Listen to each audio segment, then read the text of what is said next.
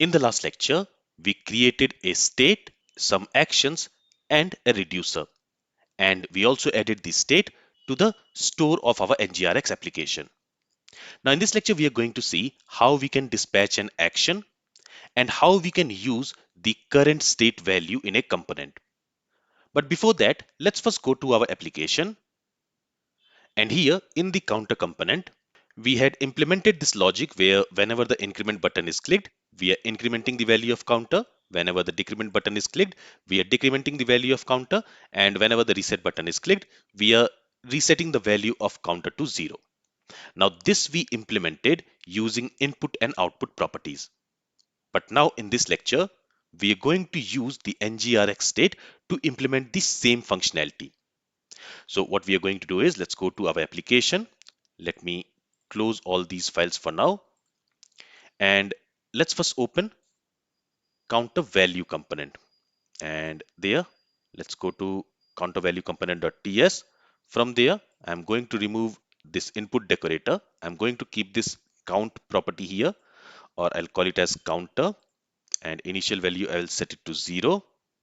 Okay, let's go to counter value component.html, and here we need to change it to counter because now the property name is counter. Okay, so these are the two changes we need to do in counter value component. Let's go to counter button component. In the counter button component.html, we are adding the click event on each of these buttons. So I want to keep these event binding on these buttons. But now let's go to counter button component.ts. And from there, I'm going to remove all these output properties which we had created. No need for this. And we are also going to remove the logic from on increment, on decrement, and this on reset method. Let's save the changes. Now let's go to the counter component, and there we were doing property binding and event binding. So we have removed the at input property from the counter decorator, and also we have changed the name, so that's why we have the error. But here I don't want to do any property binding, so I'm going to remove that. And I'm also not going to do any event binding, so I'm also going to remove that. Let's save the changes. Okay, so whatever we had added in one of the previous lectures to make the counter functionality work, I have removed everything. I have only kept few things, like I have kept the counter property in this counter value component, and I have kept these on increment, on decrement, and on reset method in the counter button component. Now, before we start implementing the functionality with the help of NgRx Store, let's first check if we have any errors. As you can see, our application has compiled successfully, so we do not have any errors. Now, let's go ahead and let's start implementing the functionality. So what we are going to do is, whenever the increment button is clicked, we are calling this on increment method. So from within this method, we are going to dispatch the increment action. Now, whenever we want to dispatch an action, the first thing which we need is we need an instance of store object. So for that, here I'm going to add a constructor, and using this constructor inside this counter button component, we are going to inject an instance of store instance. So here I'm going to create a private property. I'm going to call it as store, which is going to be of type store.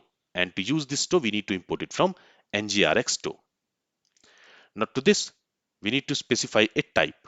Now for the type, here, this store is basically going to be, so let's go to appmodule.ts. So here we are passing a state. So this is our store. Now, how does this store looks like? It has a counter property, and this counter property is going to store a state. Basically, it is going to store this counter state, and that counter state is an object where we have a counter property of type number. So we need to specify that type when we are creating an instance of this store. So here the type is, it is storing an object where we have a counter property, and that counter property is storing a state object, and in that state object also we have a counter property which is of type number, which is going to store a numeric value, right? So this is how the type for that store will look like. Now, in the next lecture, we are going to simplify this because in future we are going to add more states. Currently, we have only one state called counter, and in that counter state, we have only one property called counter. But in future, in this state object, we might add more properties and we might add more states also. So in that case, specifying the type like this, it will become a little bit complex. So in the next lecture, we will see how we can resolve this problem. But here, as you can see here, we have injected an instance of the store inside this counter button component. Now we are going to use this store. So for that, we can say this dot store, and on that we are going to call the dispatch method to dispatch an action. Here, whenever the increment button is clicked, I want to dispatch increment action. Okay. Okay, here it should not be a string value. So to this dispatch, I'm going to pass increment action. And to use this increment action, we also need to import it from counter.action file, and we need to call it like a function. And in the same way, whenever the decrement button is clicked, at that time, we want to dispatch the decrement action. So here we will say this dot store dot dispatch, and we want to dispatch decrement action. And to use this decrement action, again, we need to import it and we need to call it like a function. And finally, when the reset button is clicked, again, I'm going to dispatch an action. So for that, I'll say this dot store dot dispatch, and I want to dispatch reset action. And to use this reset action also, we need to call it like a function like this, and we need to import it from counter.actions file. So here, remember that when the increment button will be clicked, we are dispatching the increment action. When the decrement button is clicked, we are dispatching the decrement action. And when the reset button is clicked, we are dispatching the reset action. Now, whenever these actions will be dispatched, let me close this counter value component for now. And let me also close this counter state.ts. Let me close these files. So, okay, let me open counter button component.ts file from where we are dispatching these actions. And let me also open the counter reducer.ts file where we are handling those actions. So you see, whenever the increment action is dispatched, this reducer function will be executed. And this reducer function is going to return us a new state where the current value of the counter state will be incremented by 1. In the same way, whenever the decrement action is dispatched, this function will be called and it is going to return us a new state, and in that state 1 will be subtracted from the current counter value. And when the reset action is dispatched, this function will be called, and from there we are returning a new state where the counter will be set to 0. So currently we are dispatching the actions. That means if I go to our application, whenever I will click on this increment button, increment action will be dispatched. Whenever I click on this decrement button, decrement action is dispatched. And when I click on this reset button, reset action is dispatched. But here you see, if I click on these buttons, nothing is happening. The state is changing, that's for sure, but it is not reflecting in the UI. That's because here we are not rendering the current state in the UI.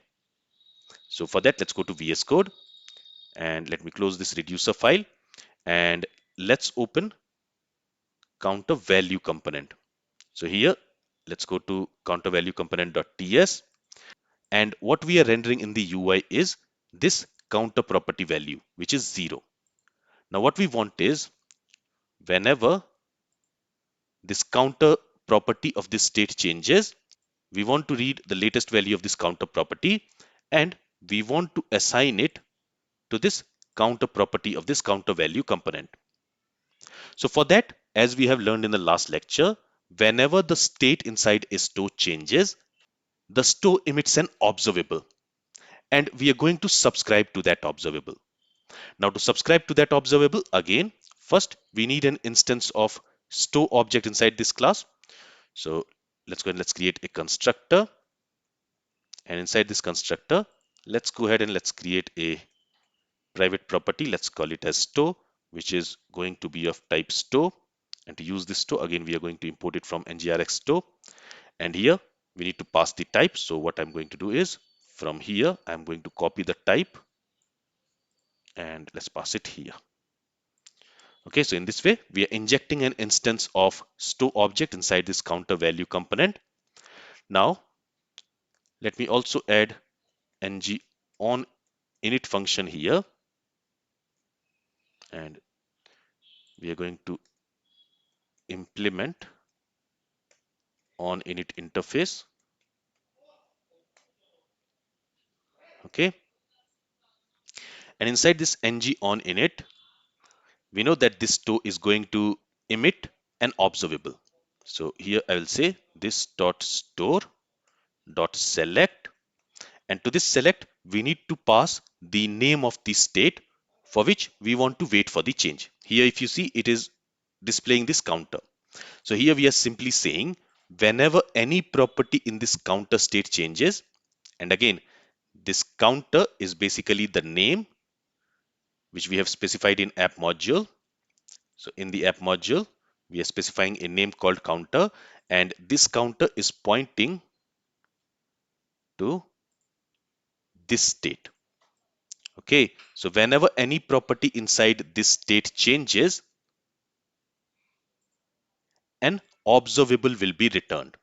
And in that observable, we are going to receive the new state object with the updated value. So what we are going to do is we are going to subscribe to that observable. Okay, and here whenever a new state is emitted, we are going to receive that inside this callback function. Let's simply call it as data. Again, this data, it is going to receive a state object. It is going to receive a object like this, where we will have the updated value for the state properties. So here what we will say is, we will say this dot counter. So this counter is this counter property of this counter value component equal to data. So this data is going to get an object. It is going to receive this state object, and that state object has a counter property. So I want to assign the value of that counter property to this counter property of counter value component. And also, if you know RxJS, you know that we are subscribing to this observable only once inside this ngOnInit method. But whenever a new data is emitted by the observable, this callback function will be executed. So this callback function is not executed only once. It will be executed every time this counter state is changing. Okay. And with this, if we save the changes and if we go to our application, and now if I click on this increment button, the increment action is dispatched. The reducer will come into picture, and for that increment action, it is going to return a new state with the updated value for the counter property. If I click it again the reducer function will be called, and it is going to return a new state with the counter value as 2. So this increment functionality is working. In the same way, this decrement functionality should also be working. And if I click on this reset button, the reset functionality is also working. So everything is working as expected. The only thing is here we are using NgRx state management system to update the value of the state.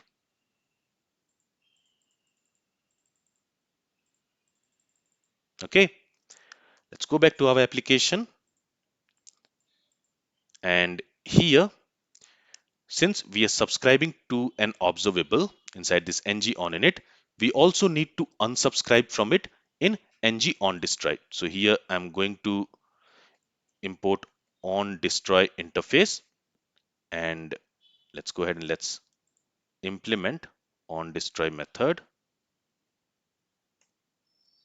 Okay, and inside this I want to unsubscribe from the observable to which we have subscribed here. So what I'm going to do is I'm going to create one more property. I'll call it as subscription, or maybe counter subscription, which is going to be of type subscription. And in order to use this subscription, we need to import it from RxJS. So it should be subscription. Okay, we need to import it from RxJS, or it will be null, because we also need to initialize it here. So I'll initialize it with the value null, and then Here we will simply say this dot counter subscription equals whatever observable this subscribe method is going to return. And then we are going to unsubscribe from that inside this ngOnDestroy. So for that, here we'll simply say if not already unsubscribed. So for that we can say if this dot counter subscription, if it has an observable, that means we have not unsubscribed from it yet. In that case, we are going to unsubscribe from it. So for that we will say this dot counter subscription dot unsubscribe. Okay. Now here you see what we have to do is we have to manually subscribe to the observable which the store is going to emit, and then we also have to unsubscribe from it manually. Now I'll show you a way in which you do not have to do this. You do not have to manually subscribe and unsubscribe, and that we will see in one of the future lectures of this course. But in this lecture we learned how we can dispatch an action from a component and how we can read the value of the current state from a store. Here you see we are reading the value of this counter state using this select method. So this is going to return us an observable, and on that observable we are subscribing to it and we are fetching the data which we want to use in this component. In the same way, when we want to dispatch an action, so from the button component we are dispatching an action. For that we injected an instance of store object, and to dispatch an action on that store we have used this dispatch method. So this is all I wanted to cover in this lecture. If you have any questions from this lecture, then feel free to ask it. Thank you for listening and have a great day.